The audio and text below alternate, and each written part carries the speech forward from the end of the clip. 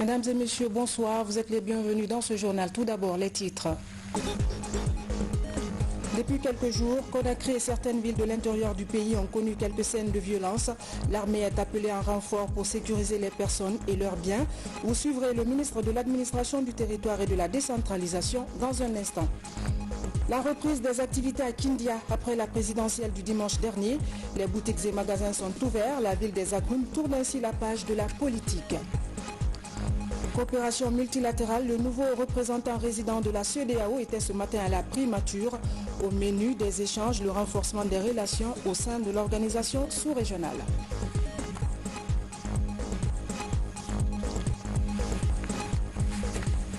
Bonsoir à tous. Élection présidentielle du 18 octobre. Beaucoup d'échauffourées sont signalées dans le pays depuis quelques jours. Comment ramener le calme et la sécurité des citoyens? L'État annonce de nouvelles dispositions. Je vous propose de suivre la déclaration du ministre de l'Administration du Territoire et de la Décentralisation.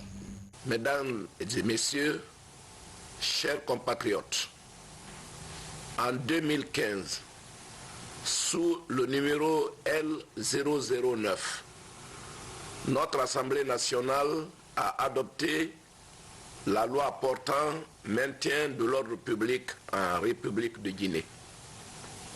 Cette loi, en son article 2, définit le maintien de l'ordre public comme étant l'ensemble des mesures visant à prévenir les atteintes à l'ordre public et à le rétablir lorsqu'il est troublé. L'article 6 de la même loi dispose: le maintien de l'ordre public relève de l'autorité civile qui exerce ses attributions sous la responsabilité du ministre en charge de l'administration du territoire et de la décentralisation. Le ministre en charge de la sécurité est responsable de l'organisation et de l'exécution des missions de maintien et de rétablissement de l'ordre public. Mesdames et messieurs, chers compatriotes, au regard des articles ci-dessus visés de la loi 009 et l'effectivité des atteintes à l'ordre public dans notre pays ces dernières semaines, troubles récurrents et aggravés par l'usage d'armes de guerre, de fusils de chasse, d'armes blanches, de moyens physiques d'obstruction, voire de blocage intégral des routes nationales et préfectorales, troubles aggravés également par l'immobilisation des paisibles citoyens, empêchés de se déplacer et de vaquer à leur quotidien, la destruction de biens publics et privés et, comble de cette série noire, les pertes en vies humaines. Au regard de tous ces facteurs donc, j'ai réquisitionné sous le numéro 0408 MATD 2020 Messieurs le chef d'état-major général des armées, ceci au nom du peuple guinéen et en vertu des pouvoirs que me confère la loi en la matière, à charge pour lui de prêter le secours de toute force et moyens jugés nécessaires par son autorité pour maintenir l'ordre partout où besoin sera sur l'ensemble du territoire national. Ensemble, Guinéennes et Guinéens, préservons la paix dont nous avons tous besoin, au-delà de nos convictions politiques, au-delà de nos convictions religieuses, au-delà de nos appartenances régionales, et sauvons l'unité nationale pour le bonheur de chacun et de tous. Je vous remercie. Une mesure exceptionnelle pour maîtriser une situation inquiétante. Aujourd'hui à Sonfonia, des individus non identifiés pour le moment ont réussi à immobiliser le train de la société Russell. Ils ont tué 4 personnes, dont 3 gendarmes, et ont fui avec les armes. Lucelle à l'ancien navire de recherche. Commandant Morikaba. Depuis que le président de l'IFDG s'est autoproclamé vainqueur de l'élection présidentielle du 18 octobre, ses militants ont pris d'assaut la route Le Prince et quelques villes de l'intérieur. Morts d'hommes, troubles à l'ordre public, pillage, destruction de biens publics et privés sont monnaie courante. Ce vendredi, le train de Roussal-Friguia a été victime de vandalisme. 4 de 7 convoyeurs, 3 gendarmes et un civil ont été tués. Je venais avec mon grand frère quand on a vu les champs s'attaquer aux biens et barricader la route. On a tenté de les empêcher. Mais juste après, j'ai vu qu'ils détenaient les armes. J'ai demandé à mon frère, allons-y. Donc on est resté à fuir. Ils ont tiré sur les 2 pieds de mon frère, il est tombé. Moi aussi, je suis venu pour prendre mon frère. Le gars avait des lames, il m'a coupé les doigts. Tous les manifestants détiennent des armes. Ici à Kaloroya, dans l'Ansania Barrage, les agents venus maintenir l'ordre ont été accueillis par des tirs d'armes de guerre par des manifestants venus de Baïlobaya, a-t-on appris. C'était à la cimenterie, le général Namor m'a appelé pour dire que la famille Moussa Keta, et les gens sont venus attaquer la famille de Moussa Keta pour tuer les gens. Effectivement, lorsque je venais, ils ont déjà tiré sur une femme qui est blessée. Il est parti à la maison, après nous sommes venus maintenant pour disperser les gens.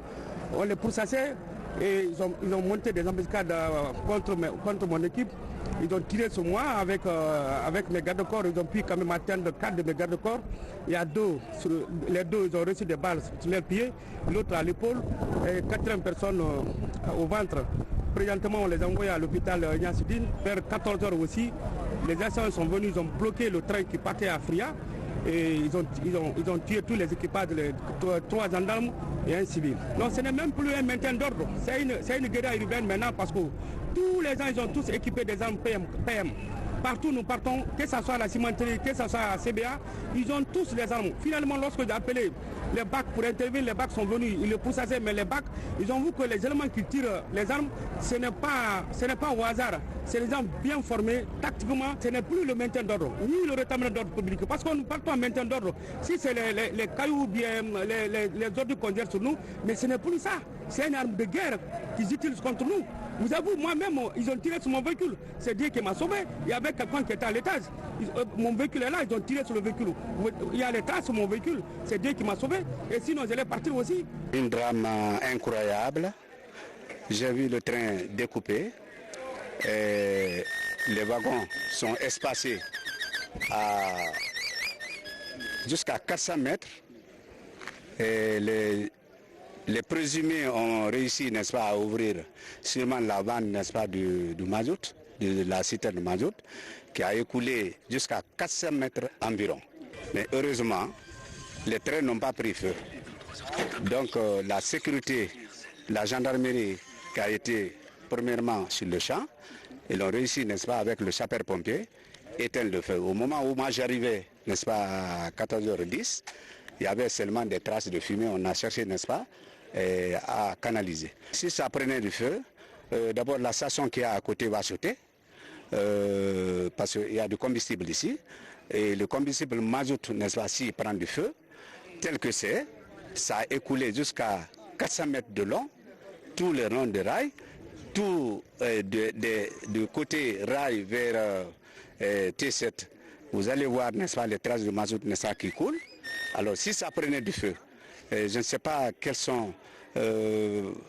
quelle est la gravité, n'est-ce pas, je ne peux pas évaluer parce que le mazout, quand ça prend du feu, c'est très grave. Mais il y a eu 4 morts sur place qui ont été lynchés complètement par les armes blanches.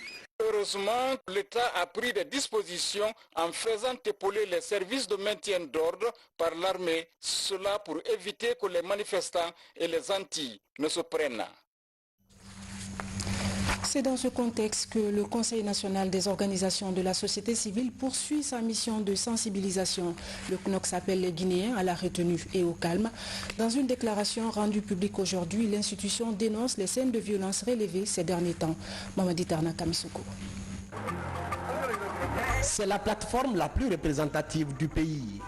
Le Conseil national des organisations de la société civile guinéenne, CNOSCO, dit suivre avec attention les dernières évolutions de la situation sociopolitique. Par la voix de son président, l'institution se dit préoccupée par les violences post-électorales. Les informations remontées par sa représentation à Conakry et dans les villes de l'intérieur du pays interpellent à la prise de conscience individuelle et collective. Pour Dr Dansa Kourouma, il est impératif que les leaders politiques appellent au calme et à la retenue en vue de mettre fin à la situation qui prévaut. Le CNOSC interpelle la conscience des leaders politiques sur le respect des dispositions légales et de s'abstenir de tout propos de nature à inciter à la violence. Demande aux candidats de s'abstenir de toute revendication de victoire avant la proclamation des résultats officiels et d'user des voies de recours légales en cas de contentieux. Exige des autorités civiles et militaires de faire cesser les hostilités, de sécuriser les personnes et leurs biens, de protéger les enfants, etc. Demande aux candidats d'appeler urgemment leurs militants et sympathisants à la retenue et au calme, tout en mettant à profit cette période d'accalmie pour réunir les éléments de preuve tangibles à soumettre à la Cour constitutionnelle en vue du règlement du contentieux électoral. Au compte de cette élection présidentielle, le Conseil national des organisations de la société civile guinéenne et une quinzaine de coalitions sous la bannière du regard du peuple ont déployé quelques 10 000 observateurs et une quarantaine de moniteurs sur l'ensemble du territoire national. Par ailleurs, le CNOSC rassure que l'institution continuera son travail de monitoring sur le terrain dans le but de garantir la transparence entre les compétiteurs. À Kindia, les citoyens veulent tourner la page de la politique. La ville reprend des couleurs. Les boutiques et magasins sont ouverts. Cette ville cosmopolite renoue avec les habitudes sociales et de bon voisinage. Yaya Silla. La ville de Kindia garde sa quiétude et sa sérénité. Kindia déjà, c'est une famille. Nous à Kania ici, il n'y a pas d'ethnie. Nous sommes tous Kaniaka. Les campagnes, comme je vous l'ai dit, se sont très bien passées. Et nous sommes là, vous pouvez voir ici à Kindia, deux jeunes qui partagent le même lit, mais qui ne sont pas du même parti, mais qui collaborent toujours. Donc nous sommes prêts à accepter tout ce qui va se passer, en tout cas à l'issue des urnes. La notabilité de Kindia invite les citoyens au calme. Aujourd'hui, les citoyens se battent à leur programme. Et sans rien, tout le monde est en paix, tout le monde a le cœur relax et les activités ont repris comme par le passé. Après les élections, nous on n'a pas rencontré de problème ici. Le marché est stable, nous venons au bureau, nous travaillons. L'autorité préfectorale de Kindia se réjouit du climat de quiétude qui règne dans la cité de Mangakindi Kamara depuis le début du processus électoral jusqu'à ce jour. La paix n'a pas de prix. Il y va de l'effort conjugué de nous tous. Nous, à Kindia, qu'on soit autorité morale, qu'on soit autorité religieuse, qu'on soit autorité administrative, qu'on soit autorité civile ou organisation de la société civile, nous en appelons à l'esprit de tout un chacun, l'esprit civique, l'esprit citoyen. Kindia attend le résultat de l'élection présidentielle avec patience. Dans le sud du pays, reprise des activités également à Nzérékoré après la présidentielle du dimanche passé. La ville reprend son animation habituelle. Les commerces sont ouverts pour le plus grand bonheur des populations. Reportage Mohamed Saloupaï. Ce vendredi 23 octobre, les activités reprennent peu à peu leur cours normal dans la ville de Nzérékoré. Du grand marché à Dorota en passant par Yankadissa, la majeure partie des boutiques et magasins sont ouverts. Une reprise d'activité appréciée par les citoyens. Il y a la quiétude, il y a la joie, il y a tout, et il y a les travaux qui ont repris comme il faut. Pour rester à la maison, ça n'arrange pas parce que le Guinéen cherche l'argent le matin, le soir on mange. Comment on peut rester? Donc comme tout le monde est là, c'est pourquoi je suis très ravi. Ici à la gare de Rota, tout va très bien. Je vends mon riz dans la paix et la tranquillité. Il n'y a aucun problème. Si la ligne de transport routier Nzérékoré-Lola fonctionne bien, celle de Nzérékoré-Conakry-Labé reste encore fermée. Les transporteurs et passagers de ces axes routiers jouent pour l'instant la carte de la prudence. On est à la gare ici, il n'y a pas de problème. On est calme ici, les gens doutent pour voyager, c'est l'état de la route, on ne sait pas il y a quoi devant ou quoi. Ça vraiment, on est prêt à travailler. On veut que les passagers viennent, la circulation commence normalement, comme à l'habitude. Pour une paix durable en Zéro-Corée, chacun et tous invitent au renforcement de la quiétude sociale dans la cité. Une paix sans laquelle aucun développement n'est possible.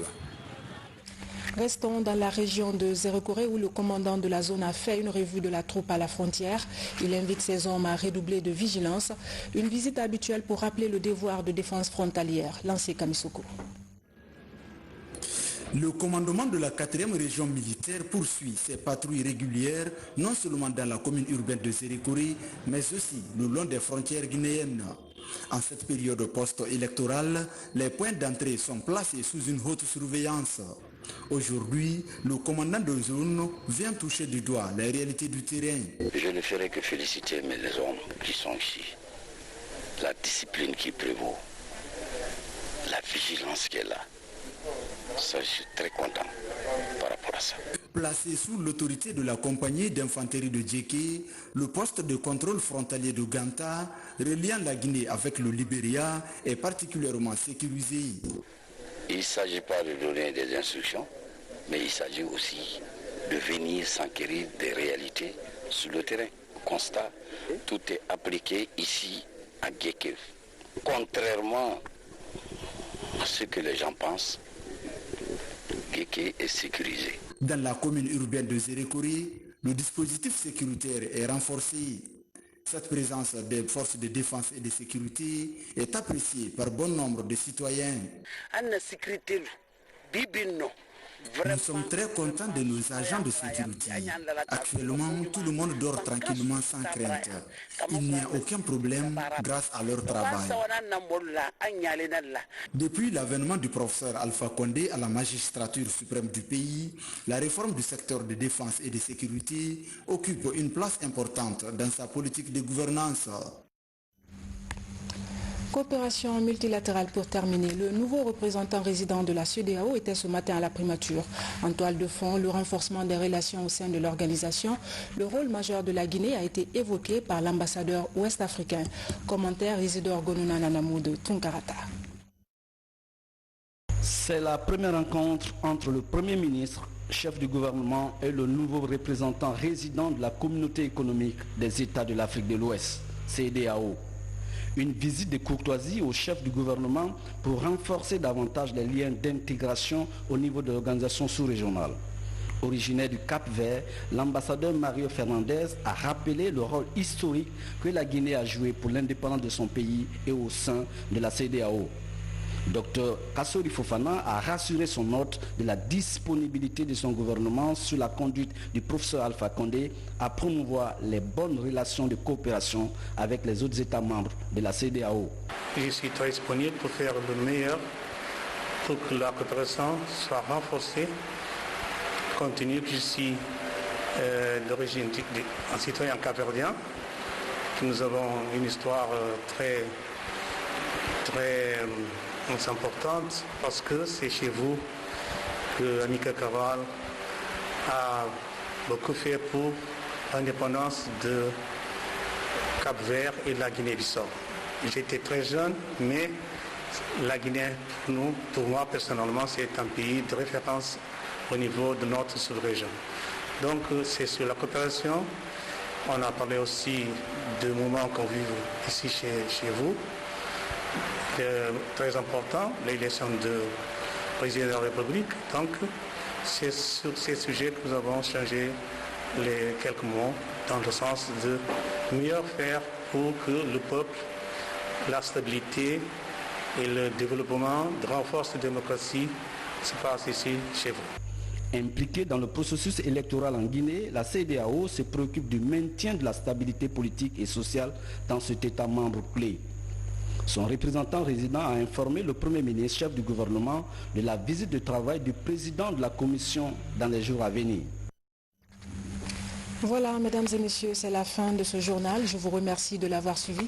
Excellente soirée sur les antennes de la télévision nationale. Bonsoir et à demain.